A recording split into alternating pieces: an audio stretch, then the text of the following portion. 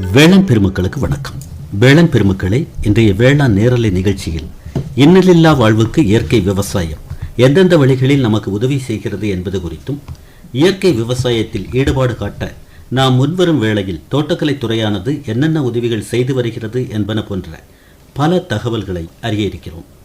பொதுவாக இயற்கை விவசாயம் என்றால் பூச்சிக்கொல்லி இல்லா விவசாயம் என்பர். இயற்கை விவசாயத்தில் நாட்டம் கொள்கையில் வேளாண் செய்வதற்கான செலவு குறைவு, மண்வளம் பாதுகாக்கப்படுகிறது, ஆரோக்கியமான தூய்மையான உணவு நமக்கு கிடைக்கிறது, சுற்றுப்புற சூழல் மாசடையாமல் இருப்பதால் நாம் நோய் நொடிகளிலிருந்து வாழ வழி ஏற்படுகிறது.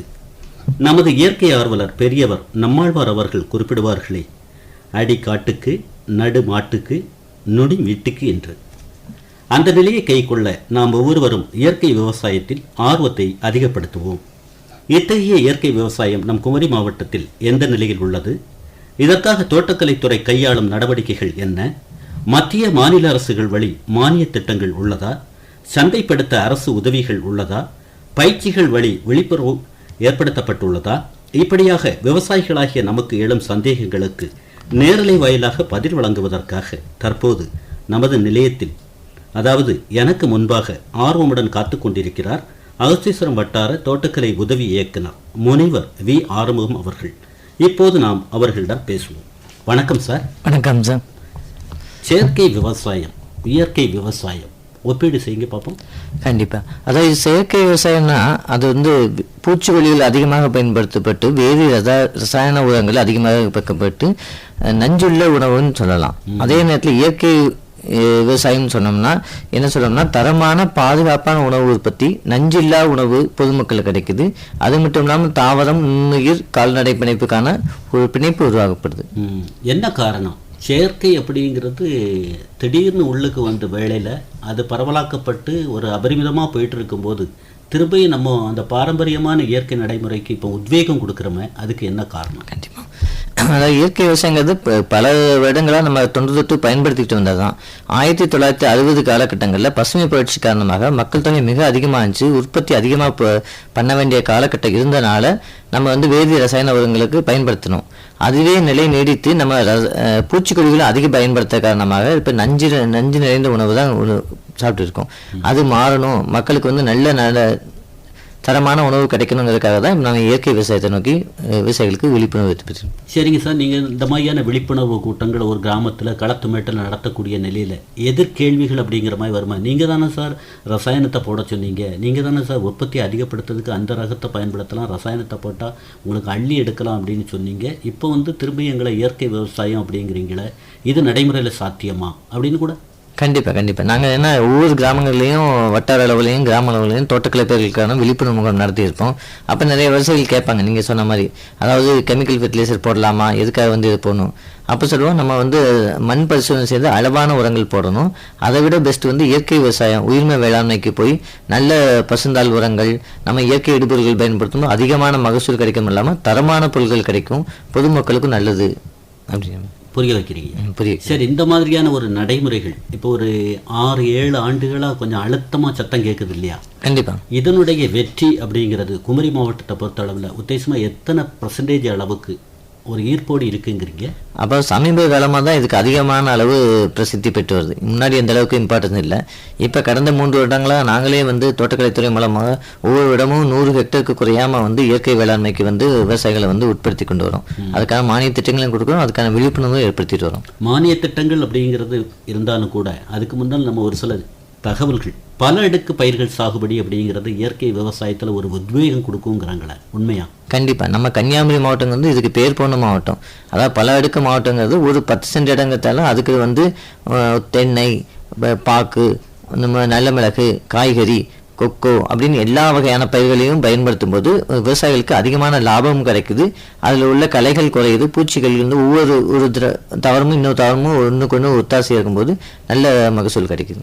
ஏதாவது ஒரு பகுதியில் இருந்து, சார் நான் ரொம்ப ஆர்வமாக இருக்கேன் சார், ஆனால் எனக்கு அந்த புறவில் வந்து நடுக்கண்டமாயிடுச்சு, நான் மட்டும் இயற்கை விவசாயத்துக்கு வருகிறது அவ்வளவு எனக்கு வந்து வெற்றியாக அமையும்னு தெரியல, அந்த மாதிரி நிலையில் அந்த புறவு முழுமையுமே ஈடுபாடு காட்டுற மாதிரி விவசாயிகளுக்கு என்ன ஒரு ஆலோசனை கொடுக்குறீங்க? விவசாயிகள் வந்து ஃபர்ஸ்ட் எடுத்தோடனே ஏதாவது யோசிப்பாங்க. ஏன்னா இப்போ ஒரு பூச்சி வந்துச்சுன்னா உடனே ஒரு ஸ்ப்ரே கொடுத்தோம், ஒரு பூச்சிக்கொல்லி அடிச்சோம்னா குறைஞ்சிரும். ஆனால் இப்போ இயற்கை விவசாயத்தில் அப்படி கிடையாது. நம்ம வந்து முழு ஈடுபாட்டோடு தினமும் அதை பாதுகாத்துட்டே வரணும்.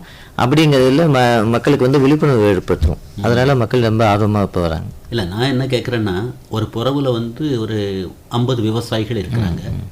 சுற்றிலும் ரசாயன தாக்கத்தினால பயிரேற்றி அதை விட்டு விடுபடாத ஒரு நிலை. கண்டிப்பாக நடுவில் ஒரு விவசாயி ஆர்வமாக நான் இயற்கை விவசாயம் செய்யணும்னு துடிப்போடி இருக்கார்.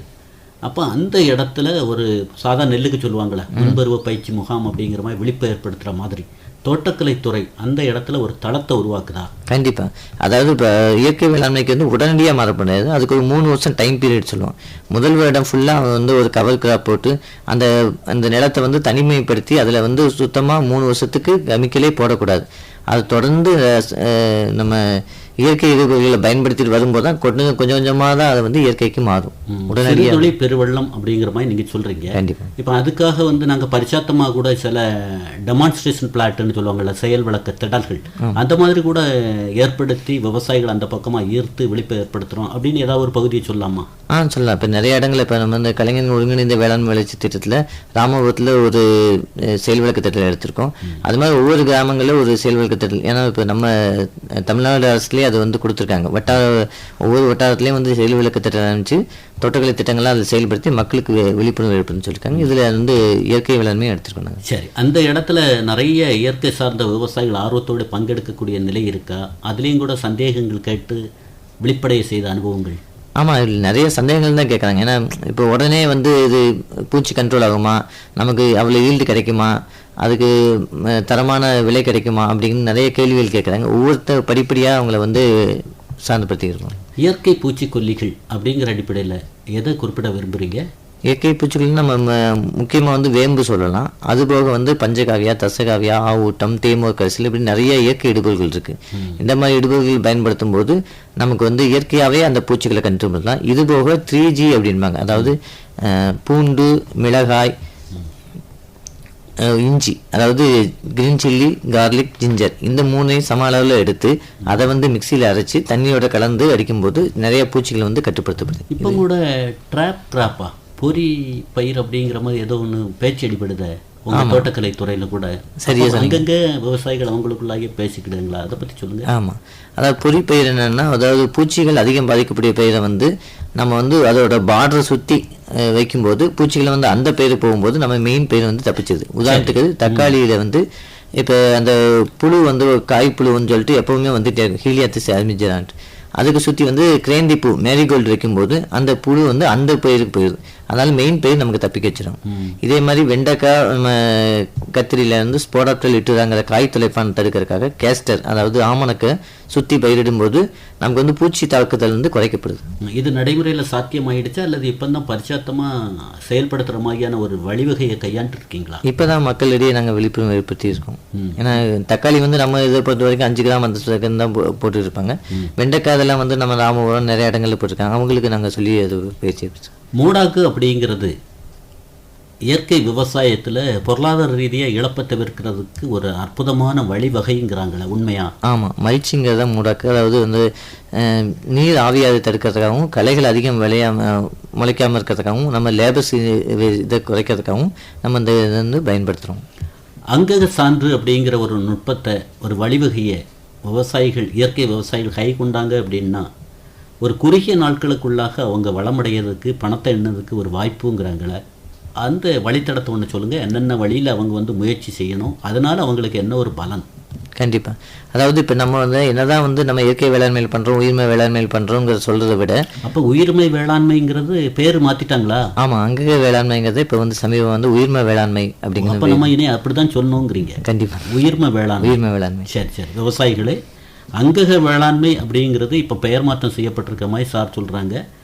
இனி ஒரு தோட்டக்கலைத்துறை அலுவலகத்துக்கு போனோம் அப்படின்னா அங்கே போய் நான் இயற்கை விவசாயி, எனக்கு வந்து அங்கக வேளாண்மையில் சேரணும் அப்படின்னு சொல்கிறத விட உயிர்மை வேளாண்மையில் சேரணும் அப்படின்னு சொன்னால் உடனடியாக அதுக்கேற்ற வகையில் நடவடிக்கை இருக்குங்கிறீங்க?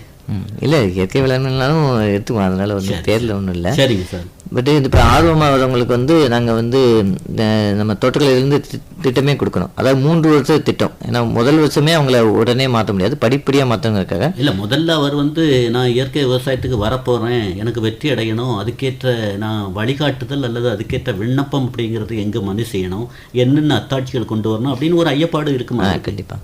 அதாவது நம்ம எல்லா வட்டார தோட்டக்கலை உதவி இயக்குனர் அலுவலகத்துக்கும் போகலாம். ஒவ்வொரு வட்டாரத்துலையும் இருக்குது. அதில் வந்து மூதுரிமை பதிவேடுன்னு இருக்கும், அங்கே போய் நம்ம ரிஜிஸ்டர் பண்ணலாம். இல்லை, இந்த இடத்துல கூட ஒரு சந்தேகம் சார்.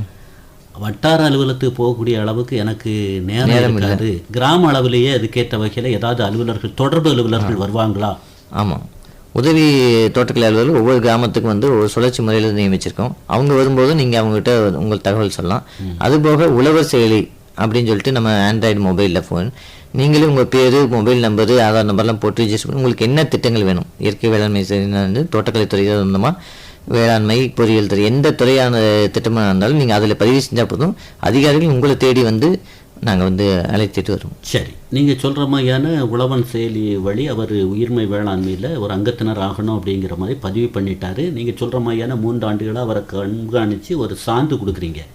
அந்த சான்று வாங்குறதுனால சேர்க்கை ரீதியாக கொண்டு வரக்கூடிய அந்த சந்தைகளில் இவர் எப்படி தன்னுடைய பொருளை வந்து தலை நிமிர்ந்து விற்று காசாக்கலாம் அப்படிங்கிறீங்க? கண்டிப்பாக. அதாவது இப்போ நம்ம சான்று இருக்கும்போது பட்சத்தில் தான் நம்மளுடைய இந்த இயற்கை வேளாண்மையில் விளைவிச்ச பொருளுங்கிறத மற்றவங்க நம்புவாங்க. இப்போ நம்மளாம் சொல்கிறத விட ஒரு சான்று, இப்போ தமிழ்நாடு அரசு இயற்கை வேளாண்மைத்துறை, நம்ம உயிர்மை வேளாண்மைத்துறையால் கொடுக்கப்பட்ட சான்றுன்னு அவங்க எடுக்கும்போது வாங்குற வியாபாரிகள் வந்து இதை வழக்கமாக 100 ரூபாய்க்கு தான் அது 120 ரூபா அப்படின்னு சொல்லிட்டு ஒரு 20% கூடுதலாக விலை வாங்க கொடுக்க. இந்த மாதிரியான சான்று வாங்கினவங்க அங்கீகரிக்கப்பட்டவங்க அப்படிங்கிறது மாவட்டம் முழுமையுமே எல்லாருக்கும் தெரியும்படியாக பரவலாகிடுச்சா, அல்லது அதை எடுத்து சொல்ல வேண்டிய கட்டாயத்தில் தோட்டக்கலைத்துறை இருக்குதுங்கிறீங்களா? எடுத்து சொல்ல வேண்டிய கட்டாயத்தில் தான் இருக்கும். ஏன்னா படிப்படியாக தான் மாற்றியிருக்கோம். ஏன்னா மக்கள் வந்து உடனே டக்குன்னு அவங்களை இயற்கை வேளாண்மை கொண்டு வர முடியாது. நாங்கள் இங்கே இருக்க திட்டங்கள் மூலியமாகவும் சொல்லியிருக்கோம். இந்த திட்டங்கள் வந்து ஒரு 3 வருடத்துக்கு 10,000 ரூபான்னு சொல்லிட்டு, முதல் வருடம் வந்து 1 ஹெக்டேர் அளவுக்கு இடம் இருந்துச்சுன்னா அவங்களுடைய நில ஆவணங்களை சரி பார்த்து அவங்களுக்கு வந்து 4,000 அளவுக்கான இடுபொருள்களை வந்து அவங்களுக்கு கொடுக்குறோம். அப்புறம் அதுக்கடுத்த விட 3,000, அதுக்கடுத்து 3,000. சரி, அவங்களுக்கு வந்து சர்டிஃபிகேட் சார்ஜஸ்ன்னு சொல்லிட்டு 3,200 ரூபாய்க்கு இதர விவசாயிகளாக இருந்தாலும், சிறு விவசாயம் 2,700 ரூபாய்க்கும் சர்டிஃபிகேஷன் சார்ஜஸ் கொடுக்கணும். அது மூலியமாக அவங்களுக்கு வந்து இயற்கை வேளாண்மைக்கான சான்று அந்த துறையில் அப்ளை பண்ணி அவங்ககிட்ட இருந்து சர்டிஃபிகேட் வாங்கி கொடுக்கும். சரி சார், இந்த மாதிரியான ஒரு அங்கக வேளாண்மை அல்லது உயிர்மை வேளாண்மை அப்படிங்கிறதுல பலன் பெறணும் அப்படின்னு சொன்னால், களத்து மேட்டு பக்கமே அடியெடுத்து வைக்காத முதலாளிகள் தான் பலனடைகிற மாதிரி தன்மையா, அல்லது நான் 5 ஏக்கர் குத்தகை பண்ணுறேன், தோட்டக்கலை பயிர்கள் தான் ஈடுபாடு காட்டுறேன், எனக்கு இந்த வாய்ப்பு உண்டுமா அப்படின்னு நிறைய பேர் கேட்கக்கூடிய அந்த மனதின் அந்த சத்தம் எங்களுக்கு கேட்குத, அதுக்கு ஒரு தெளிவு கொடுங்க. கன்னியாகுமரி மாவட்டத்தில் கிட்டத்தட்ட 80-85% மேலே எல்லாமே பாட்டத்துக்கு தான் பயிரிட்டு வராங்க. ஸோ அவங்களுக்கு இந்த திட்டங்கள் கிடைக்கணும்னா அவங்க வந்து நில ஆவணங்களில், குறிப்பாக அடங்கலில் வந்து இன்னார் வயலில் இவர் வந்து பாட்டத்துக்கு பயிர் பண்ணுறார் அப்படின்ட்டு அவங்ககிட்ட நம்ம விஓகிட்ட சர்டிஃபிகேட் வாங்கி, கிராம நிர்வாக அலுவலர்கிட்ட, கிராம நிர்வாக அலுவலகத்தை அடங்கல் வாங்கினா போராது, அதில் என்ன ஒரு வார்த்தை வேணுங்கிறீங்க? இன்னாரோட தோட்டத்தில் இன்னார் வந்து குத்தகைக்கு பயிர் பண்ணுறார், வாய்மொழி குத்தகையாக பண்ணுறாருன்னு கூட எழுதினாங்க. அவங்களும் கூட அங்கக சான்று பெற வழிகாட்டுவீங்க. ஆமாம். வேளாண் பெருமக்களே, மற்ற தோட்டக்கலைத்துறை எல்லா திட்டத்துக்குமே இது வந்து பொருந்தும். வேளாண் பெருமக்களே, இன்றைய வேளாண் நேரலை நிகழ்ச்சியில் இயற்கை விவசாயமும் தோட்டக்கலைத்துறையின் பங்களிப்பும் குறித்து பல்வேறு விதமான கருத்துக்களை நம்மிடையே பரிமாறிக்கொண்டிருக்கிறார் அகஸ்தீஸ்வரம் வட்டார தோட்டக்கலை உதவி இயக்குனர் வி. ஆறுமுகம் அவர்கள். சரிங்க சார், அப்புறம் தற்போதைய நடைமுறையில் உள்ள மத்திய மாநில அரசு திட்டங்கள் அப்படிங்கிற அடிப்படையில் என்ன சொல்ல விரும்புகிறீங்க? இயற்கை வேளாண்மைக்கு முக்கியமானது வந்து மண்புழு.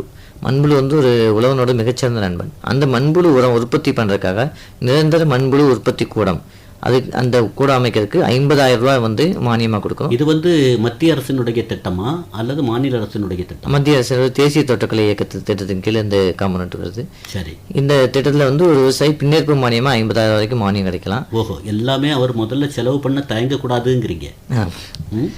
சரியான விவசாயிகளுக்கு தான் அது கொடுக்குறோம். சரி, இந்த மாதிரி நாங்கள் இந்த மாதிரியான இந்த திட்டத்தை நடைமுறையில் கொண்டு வந்ததுனால ஒரு சில விவசாயிகளை கூட என்னால் சொல்ல முடியும், இன்னைக்கு மண்புழு உரம் தயார் செய்து நம்ம மாவட்டத்தில், அதுவும் என்னுடைய வட்டாரத்தில், அகஸ்தீஸ்வரம் வட்டாரத்தில் ஒரு சில விவசாயிகள் இருக்கிறாங்க, அவங்க பேரை கூட நான் குறிப்பிட விரும்புகிறேன்னு உங்களால் சொல்ல முடியுமா? சொல்ல முடியும். இப்போ கொந்தங்கோடில் இப்போ போன வருஷத்துக்கு முந்தின வருஷம் வந்து பணிபுரிச்சிங்க. ஆமாம், கட்டிமாங்கோட்டில் வந்து ஐயப்பன்கிற விவசாயி கொடுத்தோம். அவர் இப்போ மண்புழு உற்பத்தி பண்ணி நம்ம உழவு சந்தையிலையும் வச்சு கொடுக்குறாரு. நம்ம சுற்றி இருக்க விவசாயிகளுக்கு எல்லாத்துக்குமே வந்து சப்ளை பண்ணுறாரு. அந்த அளவுக்கு நல்ல முன்னேறி வந்திருக்காரு. இந்த திட்டத்தை வந்து இப்போ இந்த வருடமும் இருக்குது. நிறைய ஆர்வமுள்ள விவசாயிகள் நிறைய பேர் கொடுத்துருக்காங்க. இப்போயும் நாங்கள் பணியானை கொடுத்து வேலை நடத்தியிருக்கோம். இது போக ஆர்வமுள்ள விவசாயிகளும் கொடுக்கலாம். 1000 சதுர அடி அளவுக்கு இடம் இருக்கணும். ஒரு 600 கியூபிக் ஃபீட் அளவுக்கு நம்ம மண்புழு உரம் உற்பத்தி பண்ணணும். சொட்டு நீர் பாசனம் இயற்கை விவசாயத்தில் ஒரு உத்வேகம் கொடுக்கக்கூடிய பாசனம்ங்கிறாங்களா, அதுக்கும் கூட திட்டங்கள் இருக்குது அப்படிங்கிறாங்களா? ஆமாம், மிகச்சரியாக சொன்னீங்க. நம்ம பாரத பிரதம மந்திரியோட நுண்ணீர் பாசன திட்டம் வந்து முக்கியமான திட்டம். இப்போ அந்த திட்டத்தின் கீழே வந்து சிறு விவசாயம் தான் 100% மானியத்திலையும், இதர விவசாயிகள் வந்து 75% மானியத்திலையும் அவங்களுக்கு வந்து அமைச்சு கொடுக்குறோம். சரி, இதில் அட்டவணைப்படுத்தப்பட்ட இப்போ சீர்மரபினர், ஆதி திராவிடர் அந்த மாதிரிப்பட்டவங்களும் கூட பலனடைய வாய்ப்பு இருக்குது, அல்ல எல்லாருக்கும் ஒரே மாதிரி தாங்கிறீங்களா? மானியம் எல்லாத்துக்கும் ஒரே அளவு தான், ஆனால் அவங்களுக்கு முன்னுரிமை கொடுப்போம். சிறு சிஎஸ்டி மற்ற ஆதி திராவிட யார் வந்தாலும் சரி அவங்களுக்கு வந்து முன்னுரிமை கொடுக்கும். இல்லை, முந்துபவருக்கு முன்னுரிமையா அல்லது முந்துவருக்கும் முன்னுரிமை வந்து இந்த பட்டியலில் வந்தவங்களுக்கும் ஆதி திராவிடருக்கும் வந்து ஸ்பெஷலாக அவங்களுக்கு தனி ஃபண்ட் இருக்குது. சரி, சாதா நம்ம ஓட விட்டு வெள்ளத்தை அடைக்கிறதுக்கும் சொட்டு நீர் பாசனம் வழி நீர் பாய்ச்சுதலுக்கும் என்ன ஒரு நீர் விரயம் கூட தவிர்க்கப்படுங்கிறீங்களா, இல்லை அதில் என்னென்ன விஷயங்கள் இருக்குது? நீர் விரயம் தவிர்க்கப்படும். பொதுவாக வந்து வேர் பகுதியில் தான் அந்த சொட்டாக போயிடும். அப்போ எஃபெக்டிவ் ரூட் ஜோன்பாங்க, அதாவது செடியோட 60 சென்டிமீட்டர் இடையில தான் வந்து அது நுண்ணீர் சத்து எடுத்துக்கும். அந்த மாதிரி நம்ம நேராக நுண்ணீர் சத்தை விடும்போது அதிக மகசூல் வந்து நமக்கு செடிக்கு கிடைக்கும். உரங்களையும் கலந்து நம்ம விடும்போது வேலையாட்களோட கூலி குறையும்.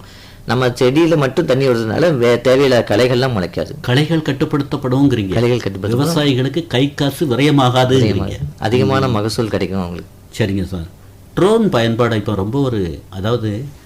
ரொம்ப ஒரு விழிப்பாக ஒரு ஒட்டுமொத்தமாக விவசாயிகள் ஒற்றுமை ஆயிட்டாங்க அப்படின்னு சொன்னால் அந்த ட்ரோனுடைய நன்மைகள் அப்படிங்கிறது சொல்லி மாளாதுங்கிறாங்களா, அதை பற்றி சொல்லுங்கள். ஆமாம், இப்போ நம்ம வந்து ஒரு ஏக்கருக்கு ஒரு 500 ரூபா இருந்தால் போதும், ஒரு ட்ரோன் கொண்டு வந்து நம்ம ஃபுல்லாக ஸ்ப்ரே பண்ணிடலாம். தோட்டக்கலை பயிர்களுக்கும் பயன்படுத்தலாங்கிறீங்க. தோட்டக்கலை பயிர்களுக்கு குறிப்பாக வந்து வாழை, மரவள்ளிக்கு நாங்கள் வந்து செயல் விளக்கமே செஞ்சு காமிச்சிருக்கோம். மத்திய கிழங்கு பயிர்கள் ஆராய்ச்சி நிலையம் ஸ்ரீகாரியம் திருவனந்தபுரத்துலேருந்து வந்து செயல் விளக்கம் செஞ்சு கொடுத்தாங்க. எந்த பகுதியில்?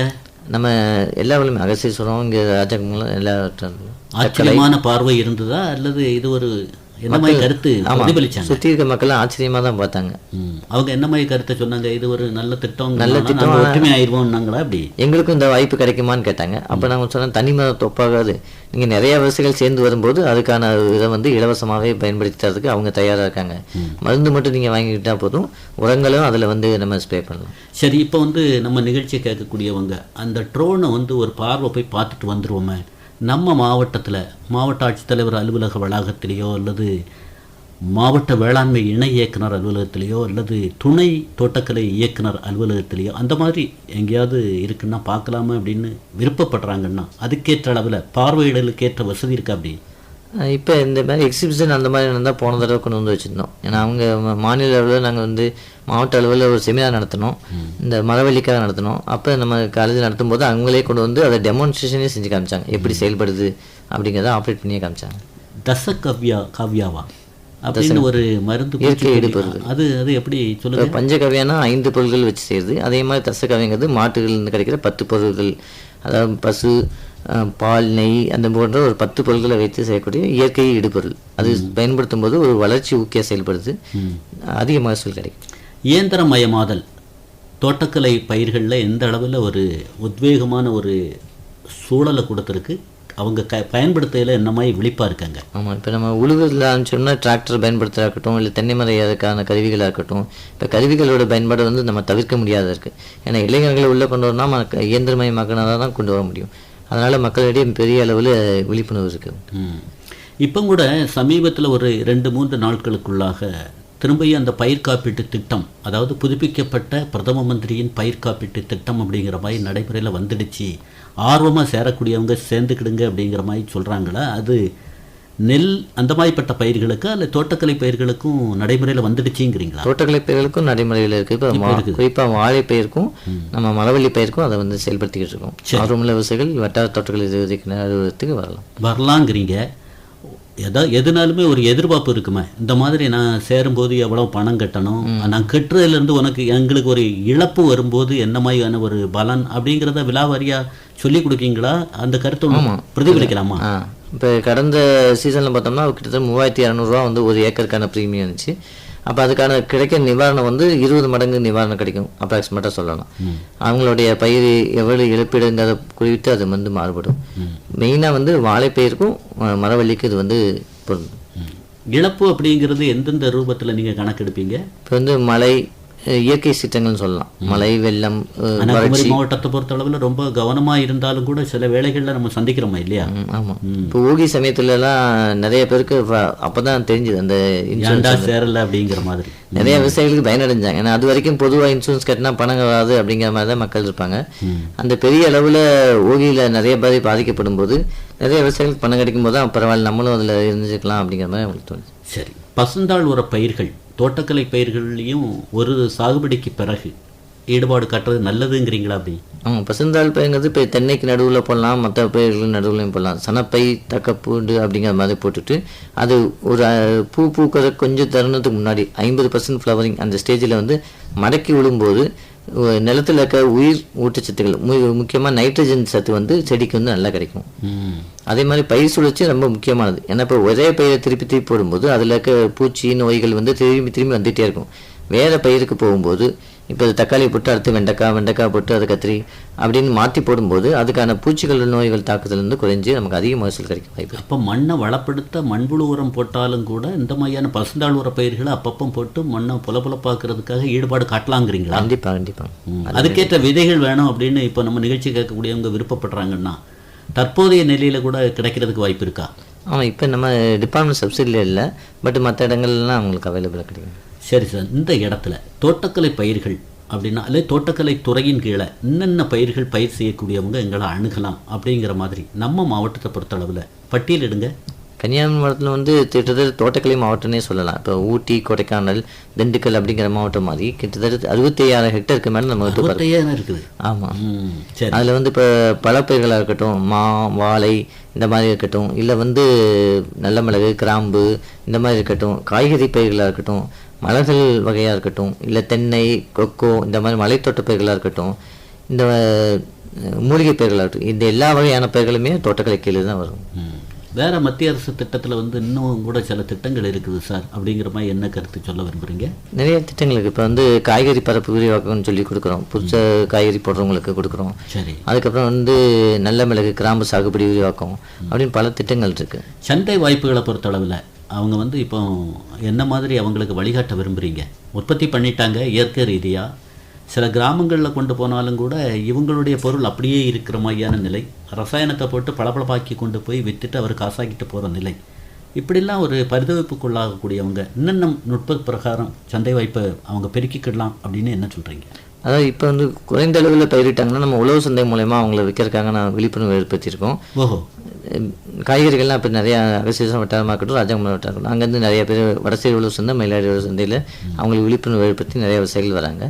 இது போக நிறைய அளவில் சொன்னால் ஈனாம்னு சொல்லிட்டு வேளாண் வணிகத்துறையோடு சேர்ந்து அவங்க வந்து ஃபார்ம் கேட்லேருந்தே மார்க்கெட் பண்ணுறதுக்காக முயற்சி பண்ணுறோம். களத்து மேட்டுக்கே போகிறாங்க. ஆமாம், அதுக்கு ஏற்ற வகையில் போய் விவசாயி வியாபாரியும் கூட்டி இங்கேருந்து ஃபோட்டோ எடுத்து அனுப்புகிறாங்க, அங்கேருந்து வியாபாரிகள் தொடர்பு கொண்டு அவங்களுக்கு சொல்கிறாங்க. இது போக வந்து அவங்களுக்கு வேல்யூ எடிஷன் போஸ்ட் ஆஃபீஸில் எப்படி பண்ணுறத பயிற்சியும் கொடுக்கணும். இளைஞர்கள் ஈடுபாடு எப்படி சார் உங்களுடைய பார்வையில்? ஒரு 30 ஆண்டுகள் 20 ஆண்டுகள் 10 ஆண்டுகளுக்கு முன்னால் இருந்த நிலை இல்லை. இன்னைக்கு இளைஞர்கள் ஈடுபாடு அப்படிங்கிறது பண்ணை அளவில் பெரிய பெரிய அளவில் செய்யக்கூடிய அளவுக்கு ஊக்கமாக வந்துட்டு இருக்காங்கங்கிறீங்களா? அப்படி இது பெரிய சவாலாக தான் இருக்குது. இப்போ தான் கொஞ்ச நாள் வந்து ஈடுபாடு காமிச்சிட்டு வராங்க. முன்னாடி ரொம்ப கம்மியாக இருந்தது, இப்போ கொஞ்சம் அளவு அவங்களுக்கு வந்து ஈடுபாடு காமிச்சு. ஈடுபாடு அப்படிங்கிறது அவங்க எந்த விதத்தில்? இப்போ தோட்டக்கலை பயிராக இருந்தாலும் கூட கால்நடை வளர்ப்பு முக்கியம் அப்படின்னு சொல்கிறாங்க. அந்த அடிப்படையில் கூட ஈடுபாடு இருக்குதா? அதுக்கு வழிகாட்டுறீங்களா? இப்போ வந்து உதாரணத்துக்கு சொன்னோம்னா நம்ம தோவாலை வட்டத்தில் நாவல்காடு கிராமத்தை சேர்ந்த பழனிங்கிறது வந்து ரொம்ப ஆர்வம், அவர் ஒரு குறிப்பிடும்படி உள்ள விவசாயி, இயற்கை விவசாயி. நம்ம இதில் வந்து மண்புழு உரம்லாம் செஞ்சு இப்போ வந்து பல அடுக்கில் வந்து முன்னேற்றம் அடைஞ்சிருக்காரு. இந்த மாதிரி நிறைய இருக்குதுங்கிறீங்க. நிறைய பேர் வேலை செய்யுது. அந்த மாதிரிப்பட்ட விவசாயிகளை உங்களுடைய கூட்டங்கள் இதுவரைக்கும் அறிமுகமே இல்லாத இயற்கை விவசாயம் சம்பந்தமாக ஒரு கூட்டம் நடத்துறீங்க, அந்த இடத்துல அதை ஸ்திரப்படுத்தணும் அப்படின்னு சொல்லக்கூடிய இடத்துல இப்படிப்பட்ட விவசாயிகளை பேச வைக்கிறீங்களா? கண்டிப்பாக. இப்போ அனுபவ பகிர்வு அப்படிங்கிற மாதிரி இருக்குதா? வெண்டையில் வந்து பண்ணை பள்ளின்னு சொல்லிட்டு ஒரு 6 கிளாஸ் வச்சு ஒரு தொடர்ந்து விதையிலேருந்து விதை வரைக்கும் முழுமையான சேர்த்தோம். அதில் வெறும் பழனியாக இருக்கட்டும், நம்ம திருவட்டா சேர்ந்த மைக்கேல் மாத்தா இவங்களை எல்லாமே கூட்டிகிட்டு போய் அவங்கள வந்து கிளாஸ் எடுக்கட்டும். ஏன்னா விவசாயிகள் மூலியமாக சொல்லும்போது அவங்களுக்கு நல்லா இன்னும் ஈஸியாக புரியுது. உங்கள் அலைபேசி ஒன்று சொல்லலாமா சார்? 95 00 99 77 15 9500997715. நிறைவான கருத்தா குமரி மாவட்ட விவசாயிகளுக்கு வாங்க திட்டங்களை அனுபவித்து முன்னுக்கு வாங்க அப்படிங்கிற மாதிரி என்ன அறைகோல் விடுக்கிறீங்க?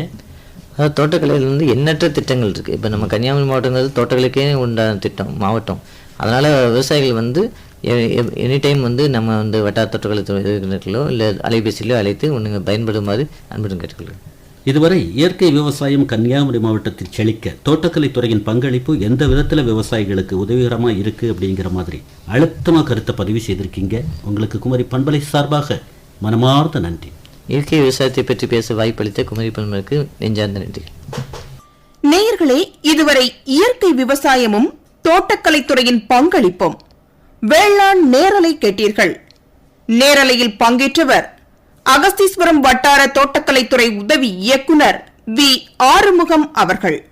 உடன் உரையாடியவர் தேரூர் எஸ் சிவசுப்பிரமணிய பிள்ளை.